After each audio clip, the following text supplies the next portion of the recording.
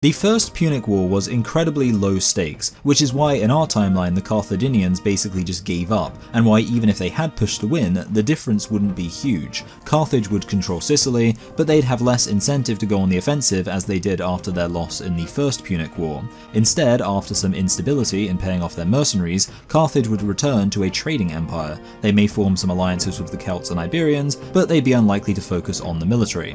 Rome, on the other hand, is a heavily military society that is famous for almost never giving up. It's almost impossible to imagine they'd have admitted defeat in the First Punic War, but if they did, they'd immediately start preparing for revenge. Rome had a larger population than Carthage, and would be able to field a much larger army with their political will. As such, Rome would quickly take all territory where their land army would be of considerable advantage. Indeed, the main difference is that because Rome would likely go on the offensive in this scenario, they wouldn't experience the same devastation they experienced in our timeline. Rome's population would be much larger as they lost over 150,000 men in Hannibal's Italian campaign. But without this bad blood, it's unlikely Rome would push to completely destroy Carthage. Instead, the real difference here would be for the Eastern Mediterranean. Greece was already on Rome's hit list after the Pyrrhic War in 280 BC. So after Rome had pushed Carthage out of Europe, they'd almost certainly turn their land-based army towards Greece in order to take them out. With more soldiers, Greece would fall even more quickly, and Rome would already put the Hellenic East under threat. At this point, the Seleucids and Cappadocians would realize the seriousness of the Roman threat. They'd reach out to Carthage hoping that Rome's old rival might commit to a naval campaign to support a final Hellenic stand against the Romans in Asia Minor.